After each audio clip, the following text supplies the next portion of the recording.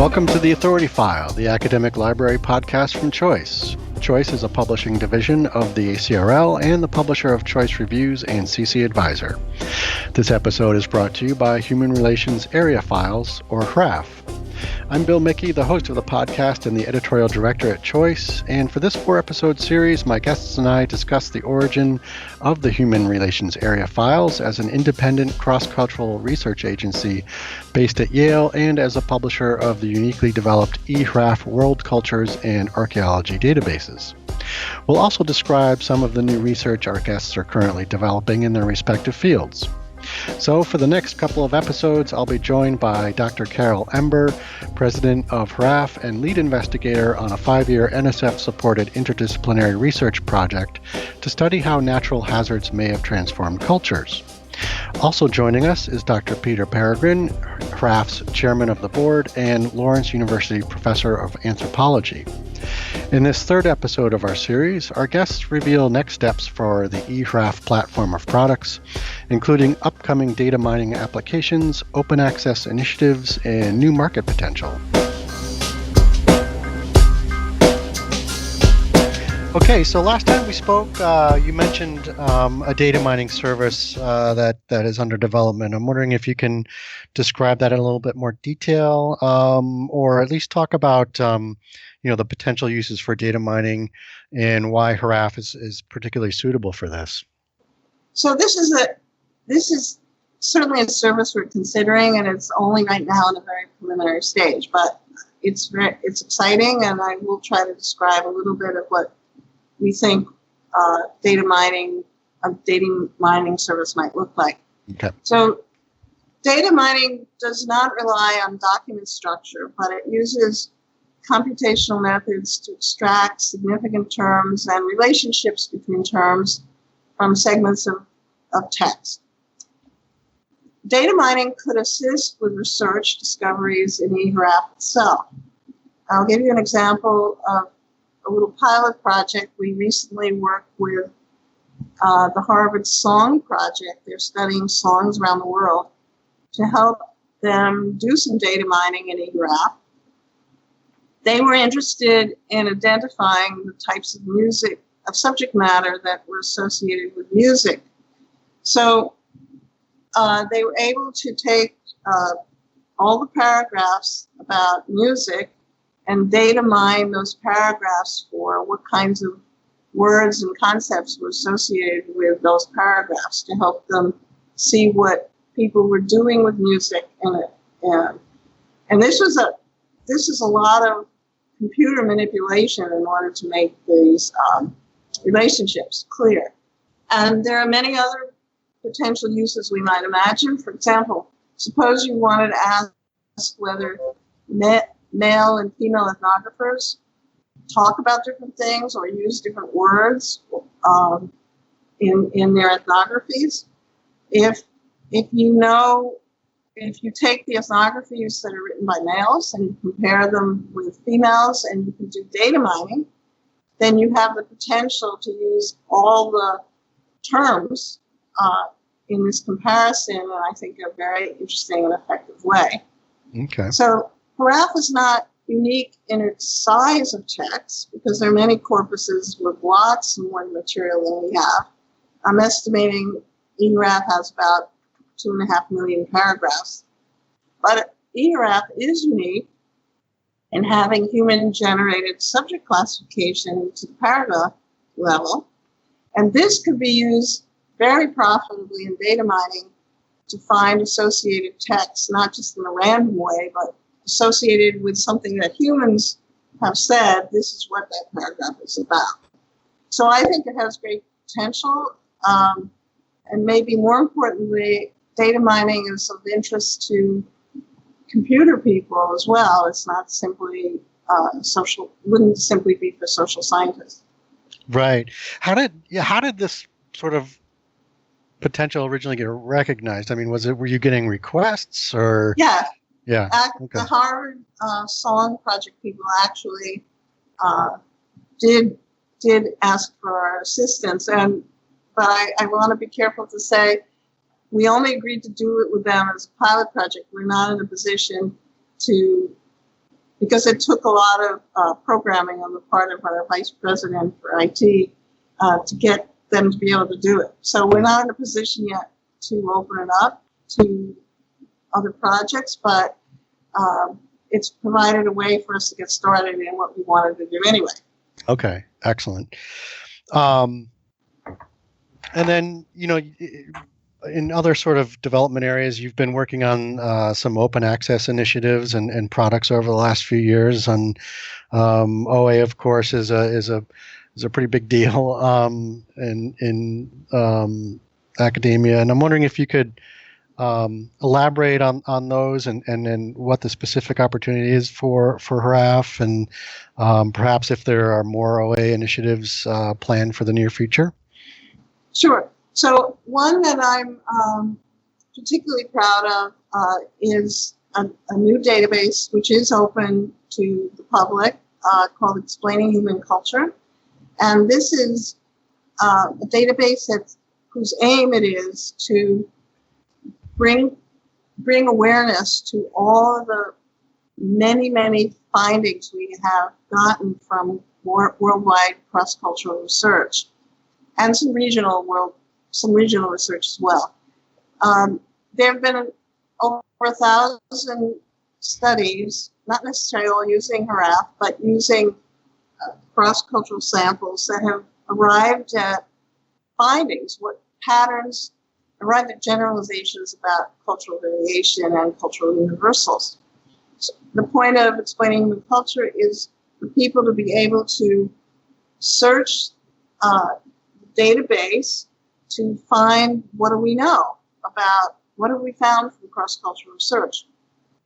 You can search by author, you can search by topic, you could put in topic like infancy, you can put in polygyny, you can put in anything that you happen to be looking for. And when you find, it points you to studies. You don't include the studies in this database, but we have, I've worked with interns over the last 4 or 5 years to summarize the studies and most importantly to pull out the hypotheses that were tested and whether they were supported or not. And we have, of course, pointers to the studies themselves, whether they could be found. But it opens up the opportunity to say what do we know. And in conjunction with that, we've written about 7 summary modules trying to summarize across these summaries. So there's one on what are hunter-gatherers like. There's one on altered states of consciousness. There's one on dwellings. There's one on socialization there's one on childhood, one on adolescence, where across all these various studies, we've tried to summarize what do we know about these topics.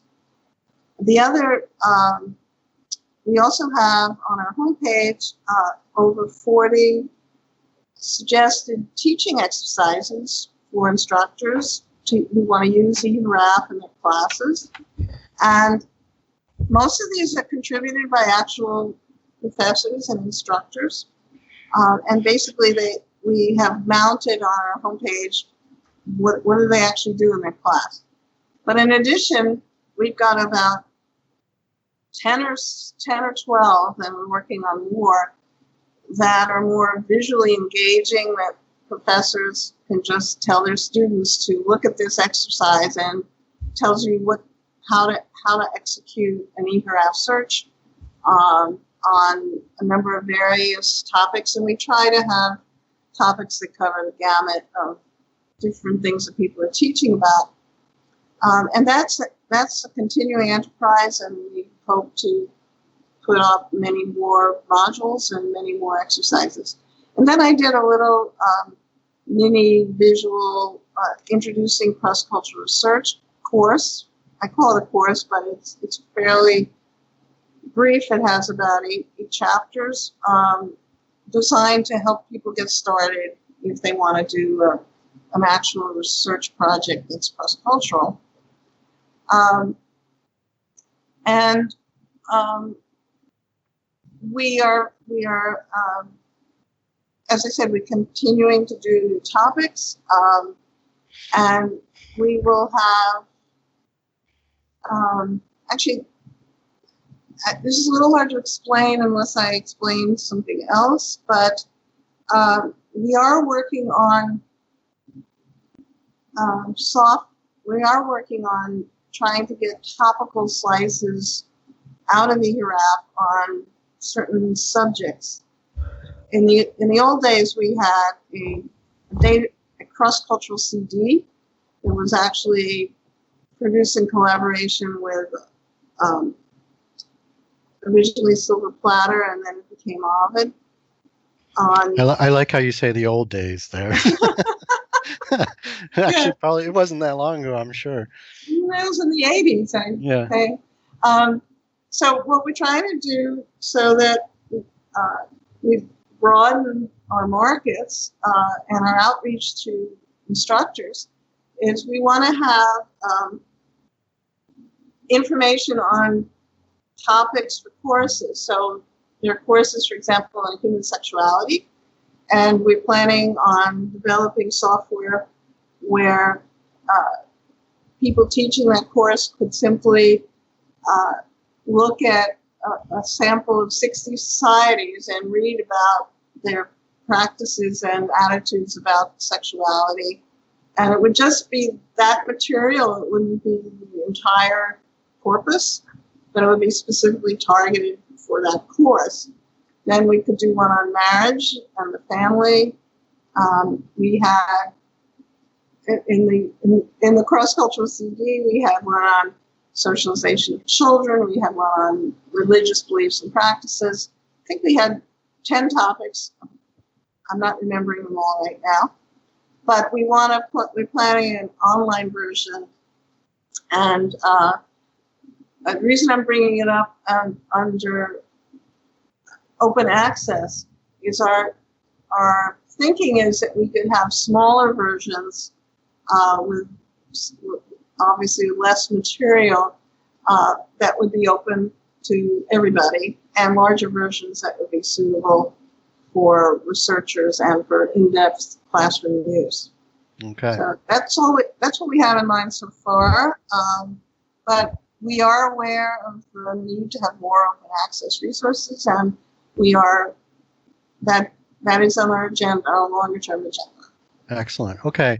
That's actually a pretty good segue, Peter, into this next question. And I'm wondering if you could talk about a little what perhaps other markets might be available to you guys to target for HRAF and might be reflective of other ways the resource can be used.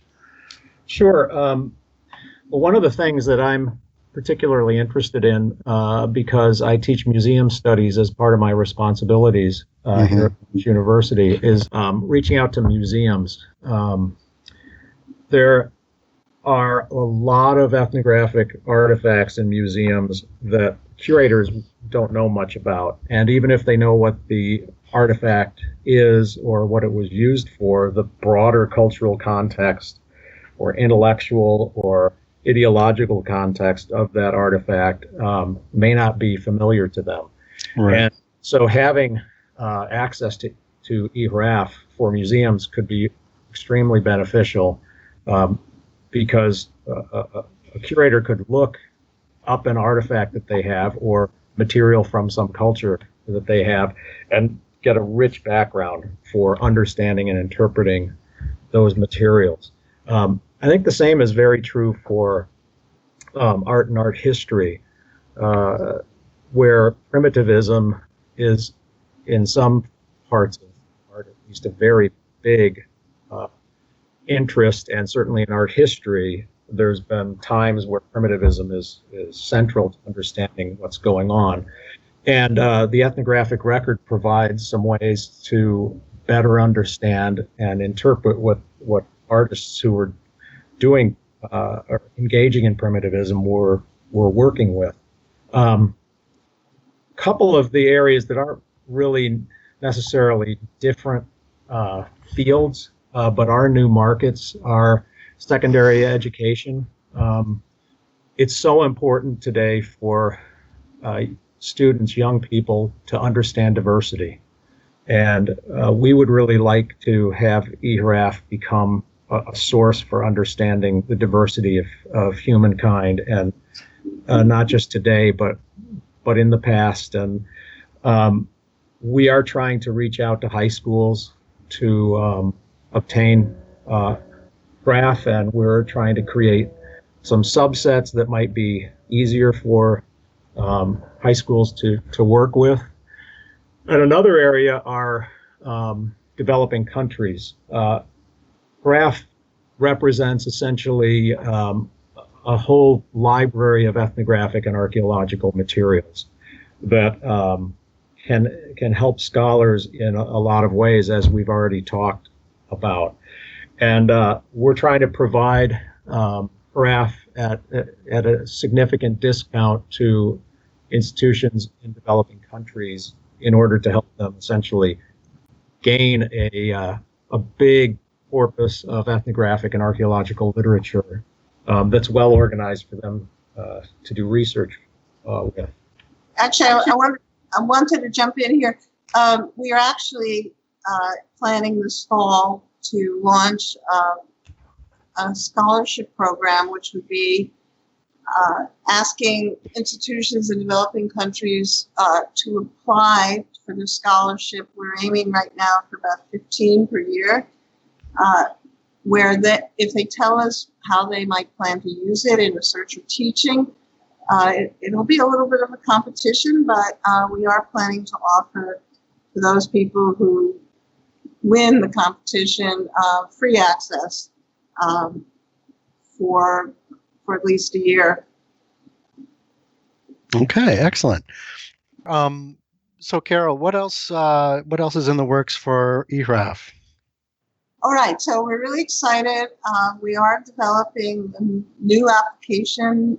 We plan the beta should be out this fall. Let me just tell you a few of the main features of it that are going to be new. One, we're going to have searching with relevancy ranking, which we haven't had before. There'll be word clouds to refine searches. The biggest thing about the new notebook, about the